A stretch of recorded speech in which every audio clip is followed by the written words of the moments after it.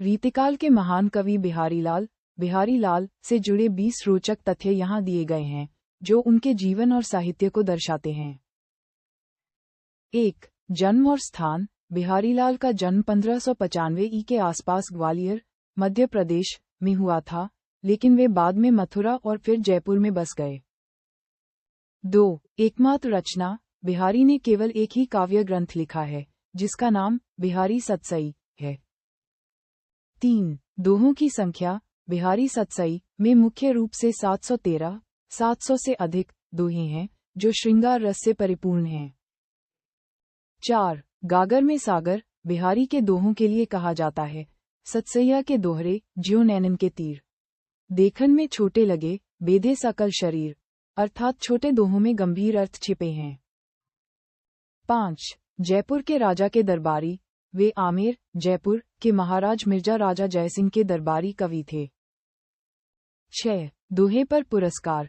कहा जाता है कि राजा जयसिंह ने बिहारी के हर एक दोहे पर एक सोने की मोहर, सिक्का, पुरस्कार के रूप में दी थी।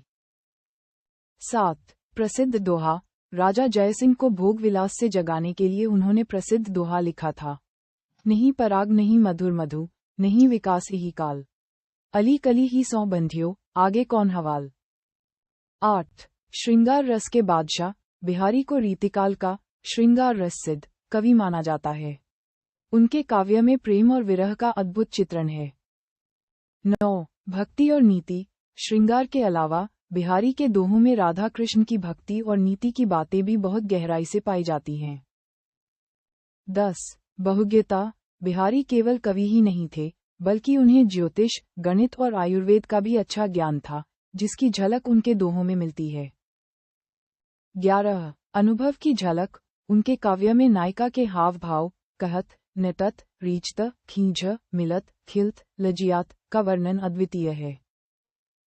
12. ब्रजभाषा का प्रयोग। बिहारी ने अपने दोहों में मधुर ब्रजभाषा का उपयोग किया है। 13. केशवदास से शिक्षा। युवावस्था में बिहारी ने ओरछा में प्रसिद्ध कवि केशवदास से काव्य शिक्षा ली थी।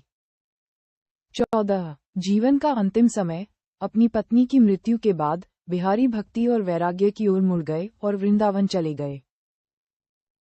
15. निधन। 1663 ई में वृंदावन में ही उनका निधन हुआ।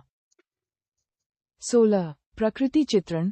बिहारी के दोहों में प्रकृति का वर्णन अक्सर प्रेम की भावनाओं को बढ़ाने के लिए किया गया है, उद्दीपन रूप में। 17. सूक्ष्म भावनाओं का चित्रण। वे बहुत ही सूक्ष्म भावनाओं को एक